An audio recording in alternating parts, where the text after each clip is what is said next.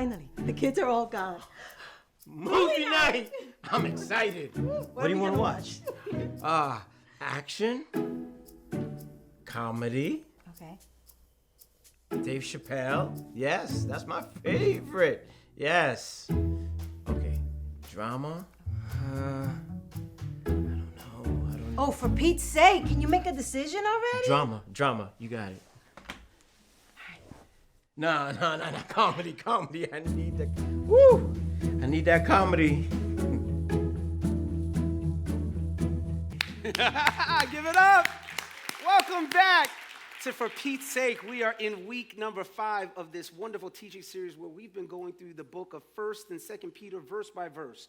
This is what we call an expository series where we take a little deeper dive into God's word so that we can learn some big things. And over the last couple of weeks, we've been trying to help you learn how to stand firm in God's grace. We have one simple objective, and that's to teach you God's grace and how to stand firm in it. So if you missed any of those messages, they're available online at authenticchurch.com. Please take some time to listen to them. Last week, we had a great time.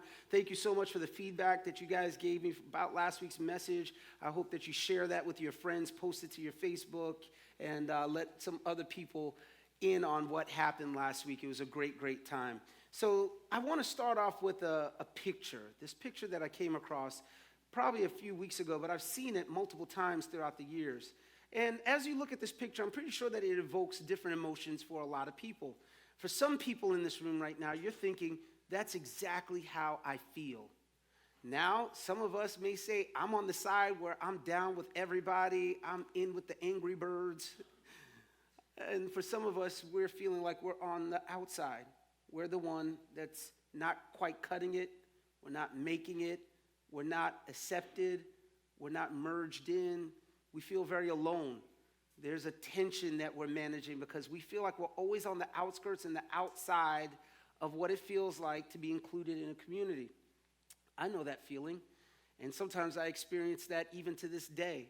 And if you're honest, a lot of people feel that way, where you feel like the odd person out, on the side, not being merged in with people that you want to be so desperately around. This is the type of audience that Peter wrote to many years ago when he was speaking to Christians that were dispersed in what is now modern-day Turkey. He was writing to people that were being persecuted because of their faith. They were not pulled into the mainstream. In fact, they would probably feel like the bird that was very isolated, and their existence alone was this affront to everything around them. And so the onlooking world that were not believers would scoff at them and scold them because in their minds, they thought that their deity was weird. You mean a person that died a criminal's death on a cross, that supposedly rose from the grave, is your God, and you're willing to act so weird and so different for this God? It was very strange. I don't think it's very dissimilar from the feeling that many of us feel at times. In the world that we live in right now, the culture can be hostile toward Christianity and its views and positions on different things. And I think many of us, if we are quite honest, because we're feeling like we're on the outside, wanting to get in, we're just always trying to prove something to somebody. We're always trying to prove that we're normal. We're always trying to prove that we have a certain status, or we're always trying to prove that we're good enough to be at the table. If we're really honest in this room right now, every single person in this room struggles with some sort of thing inside of us that makes us want to prove something to others. Sometimes we want to prove to other people that we're smart and that we're talented. Sometimes we want to prove to other people that you're not like your dad, who is way horrible and just terrible person. You're living your entire life just to be better than your mother or your father. You're living your life just to be better than the community that you came out of. For some of us, we were struggling when we were much younger, and now we've arrived at a certain level of middle class or affluence, and we're just trying our best to prove that we made it, and nobody can hold us back. Well, the biggest threat for us is if we succumb to living a life where we just got to prove stuff to people, where we're constantly driven by making proof out of our lives. In fact, it's also a threat to our desire to witness to an onlooking world that needs us not to prove anything. And a lot of us have fear today. We're afraid of what our coworkers will think because most Christians are perceived in media and in the world as fundamentalist wackos. And sometimes we don't want anybody to know about our faith. Maybe even being here today feels a little weird for you, because if your friends knew that you weren't having some mimosas at Sunday brunch and that you were actually here at a church, it would seem weird to them. But here you are.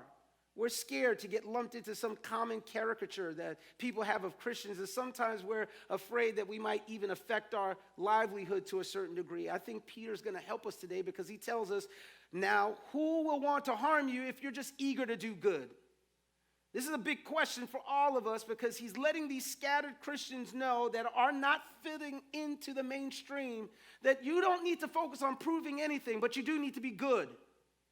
Who's going to harm you if you do good? In fact, God is described through the person of Jesus as a person always doing good, going around and helping people that were oppressed with all manners of evil, that he was a good person because he was doing good to others. And for many of us in this room, good behavior would be more of a convicting witness to the people that you're around and the people that are affecting you than anything else, especially if you're being treated badly right now. If you decided not to prove anything, but you decided just to be a good person, something would happen. Not a good person because of your own sense of morality, but being good even when people are persecuting you. That's a big difference. Because sometimes Christians that do good still encounter enhanced persecution. This is why Peter goes on to say, even if you suffer for doing what's right, God will reward you for it. So don't worry or be afraid of their threats. Instead, you must worship Christ as Lord of your life. In other words, you got to live a life where there's nothing to prove but someone to proclaim. When you live your life where you've got nothing to prove to anybody but someone to proclaim, it's a very, very big deal. Now, Barna, which is a group of people that are very intelligent, that study the patterns of Christians in North America in particular and around the world, they did a study in 1993 that was very powerful about Christians and their feelings about whether or not they needed to share their faith with others. They came back last year to look at the data between 1993 and last year, 2018. And in 1993, 9 out of 10 Christians who shared their faith said that it was imperative for them to do so. Now, just a year ago, only 64% of Christians say that they have to share their faith. It went from 89% to 64%, a 25-point drop. The study is called Sharing Faith is Increasingly Optional to Christians, which I think is strikingly familiar to our level of obedience, where we make obedience really optional. I can tell you just a few moments ago when I was feeling like, hey, we just kind of need to lean in and press into God's presence a little while ago. I had a choice. I was like, what are people going to think, and so on and so forth. Let me just tell you something. When you make obedience optional, you'll never discover the power of God in your life day to day. You have got to develop an obedience where it's okay for you not to be the person that has to prove anything. And just a little while ago, perhaps, that was a moment where it took me to say, I have nothing to prove. I only have someone to proclaim. And for many of us in this room, God proclaimed something to you just a moment ago. You see, in Western Christianity, we often don't even know how to fathom the weight of the gospel. We are so spoiled that we don't know the weight of the gospel. There are people in Africa right now that are walking 5 miles barefooted just to get to a church today to worship. And we get upset if somebody cuts us off on the hutch on the way here.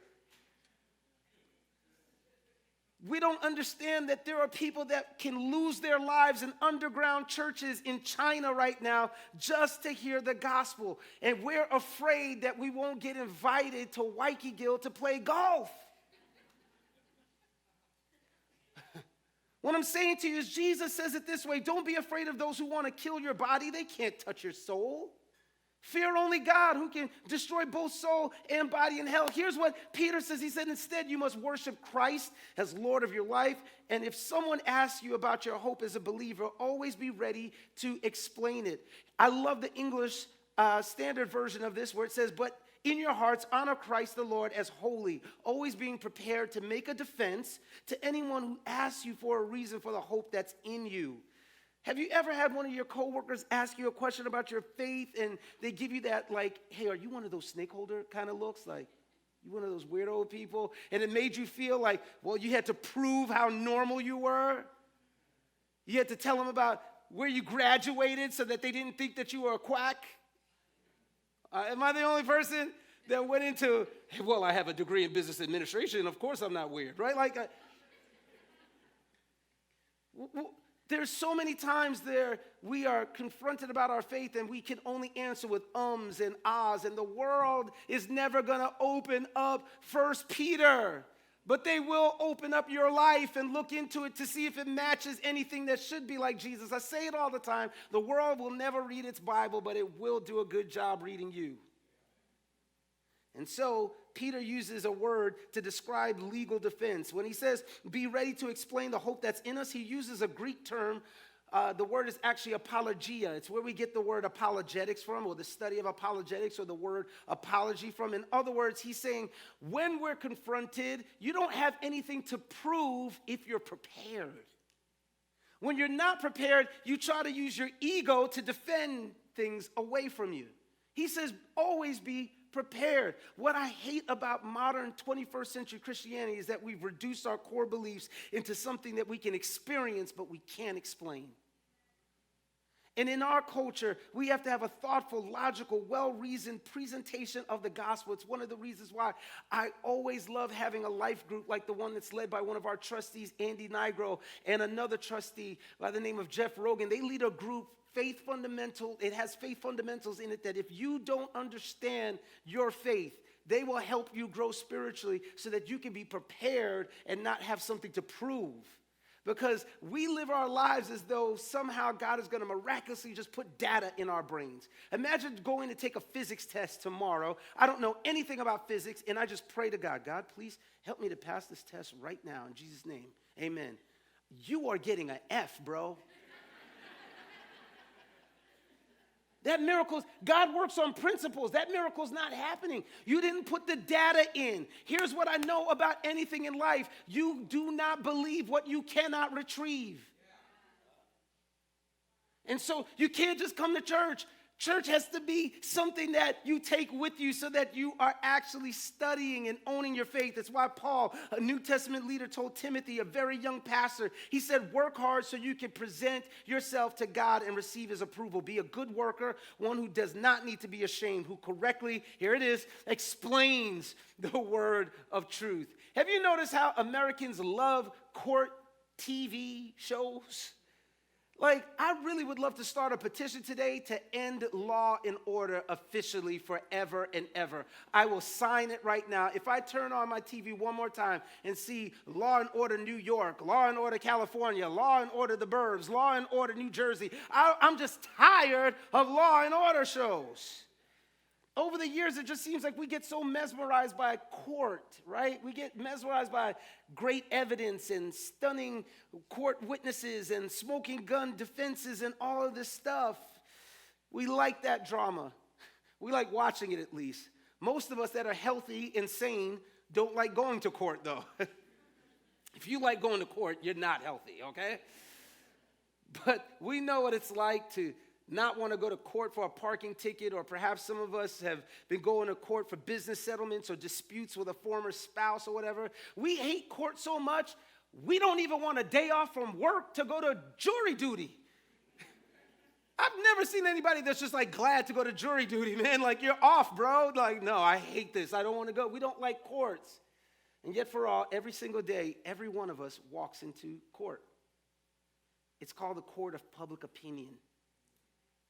And it is filled with harsh judges that are willing to give you a sentence without any presentation of evidence. So what I'm saying to all of us today is stop trying to prove something to an onlooking world. Be prepared so that our life shines with the love of Christ, because in the court of public opinion, only lives transformed by Jesus make the best witnesses. And so you don't have to defend the Bible, you have to present it. You don't have to get into a fight about it. It's like you don't have to defend a lion. A lion can defend itself pretty well. And the Bible is sort of like that. You don't defend it, you just unleash it. And it does what it needs to do. Like, nobody has ever come to God because you won an argument. Like, have you ever seen, I beat him in an argument, he just gave his life to Christ. It was awesome.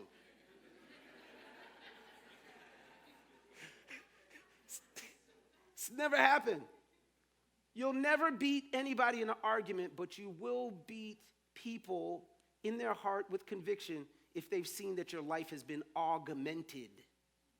It's a difference between arguments and a life that's augmented. A life that's augmented means that it's become greater in size or value. Look, man, Peter knows what he's talking about because there's times in his life where he tried to prove things.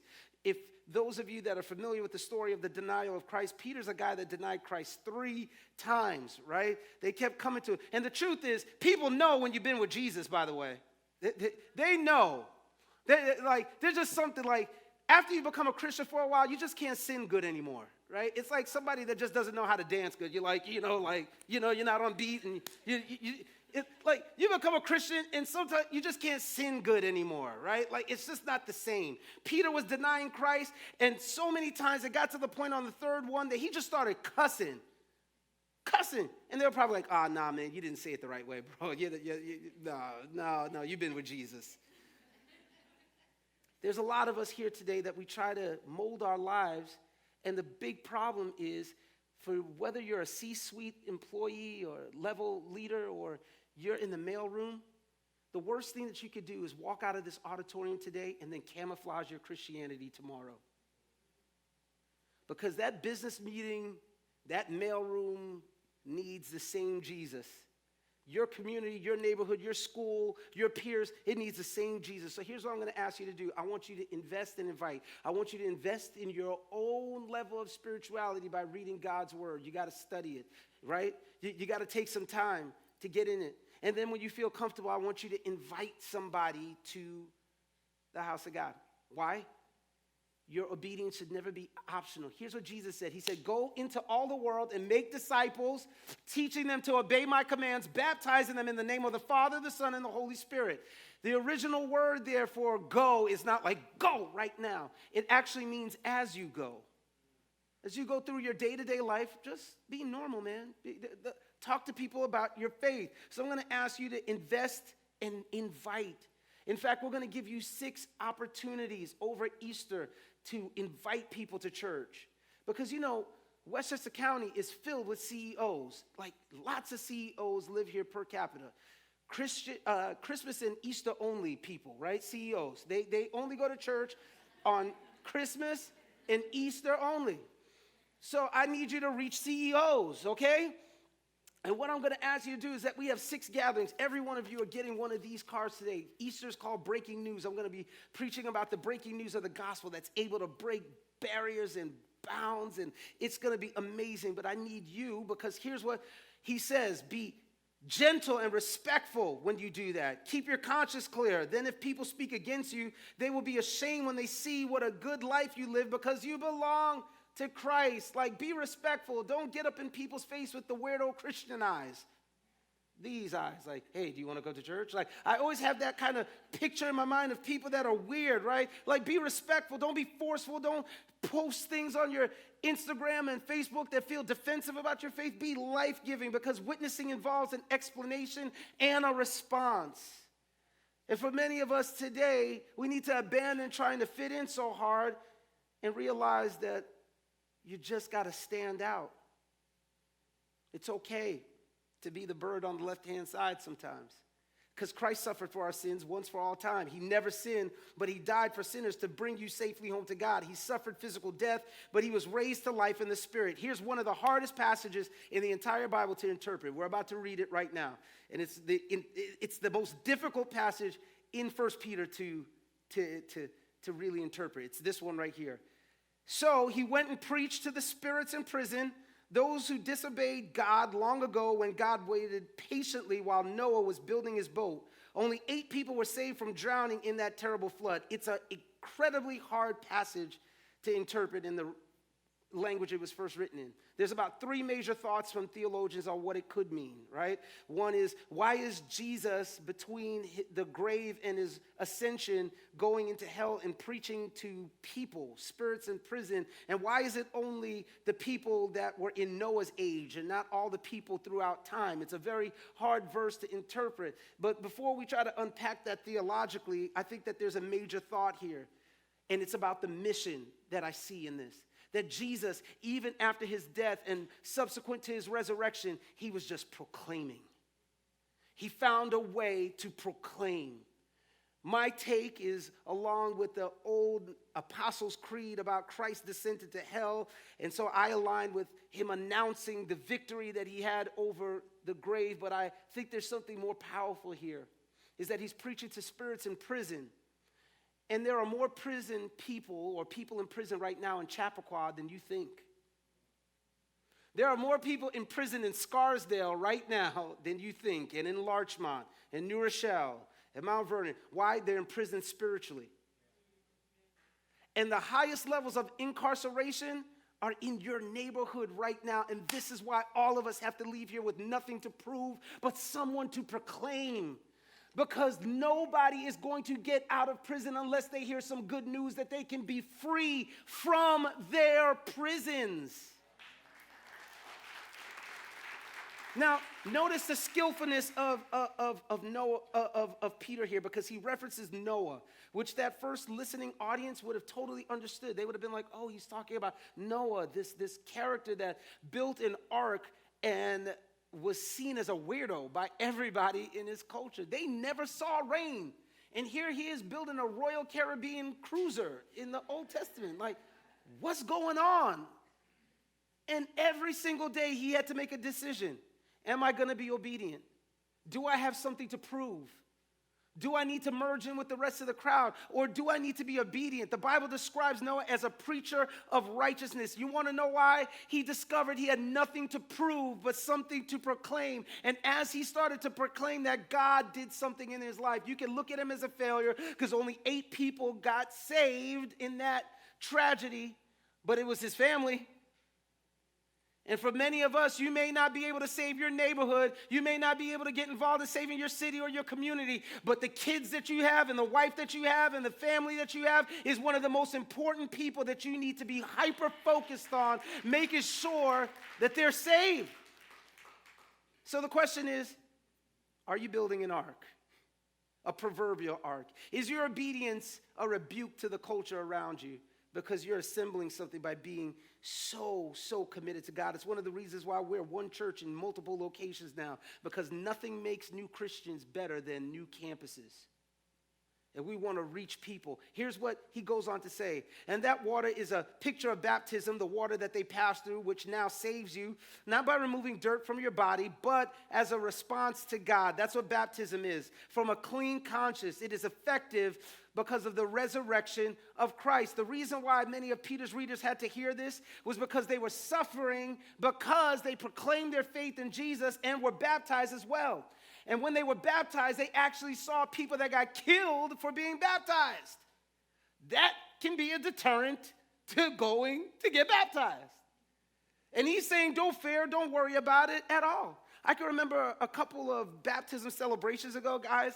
There's this one woman, we were getting ready to baptize her, and she was so excited. And normally when we do baptize people here, we take photos and we post it on social media because that's a beautiful way to go public and celebrate that decision. And she said, do not put me on social media. Don't put me on your feed. Don't put me personally on it. And when we asked her why, she said, oh, I don't want my friends and my coworkers to see that I was baptized. And I'm pretty sure that some of them are connected. So we baptized her for like 10 minutes. We just held her under the water for a while like this to make sure you get that off of you, girl. Brother, you ain't done yet, girl. No, you ain't done yet. But I thought about it. And to be quite honest with you, I regretted baptizing her. Here's why. Baptism is a public profession of inward transformation. So I wish I was on the spot. I wish I would have just said to her, well, I don't think you're ready to follow Jesus completely then. I respect your position. And here's the deal. I could have respected and said, we won't post you, but I should have rebuked her attitude about it because she wasn't fully repentant. So I could tell you that baptism doesn't save us. Jesus saves us. It is a reaction to what God has already done inside of us. This is why I celebrate these pictures of people that didn't mind being on social media, okay? And Joseph doesn't look happy at all about her getting baptized. He looks so introverted. You know what's most powerful about this picture to me? Is that's my next door neighbor. 8 years ago, in our first townhouse that we were renting in West Harrison, she was just a little girl. Me and my wife and our little motley crew of a team, we would meet in our house, and I might have invited him twice to church. Maybe Classy invited him a couple of times to church, but we were not one of those people like, hey, you live next door. Do you want us to carpool to church together? Can you feel our holiness permeating through your walls? It was not like that. It was like, hey, yeah, we do this church thing on Sundays. You want to come? And left it. This is 8.5 years old. She was a little girl. And so about a month ago, this was the baptism last month, her dad came up to me, showed the other photo, and he's like, hey, Wayne, what's up? Good to see you again. And I did one of those dare the headlight, hey, bro, good to see you again, too. I didn't know who he was. I ain't going to tell you a lie. But I was like, I'm going to just keep the conversation going. You know what I'm saying? And I didn't remember him. And he was like, dude, we used to live next door to each other. And I was like, what are you doing here today, bro? He's like, my baby girl's getting baptized. And the entire family that I live next door to were here for her baptism off of one invite 8 years ago. What could God do with your invite? Today I was standing over in the corner and I saw my other neighbor, my most recent neighbors, we moved. I'm not going to highlight them. I'm not going to tell them to raise their hand, but I saw them come into church today, and I'm thinking, how awesome is it? Lived next door to them for 3 years. They would attest that we've never badgered them to come to church and do any, and they're here today. And then I leaned over to Classy, and I said, why is it that every time we move, people start coming to church?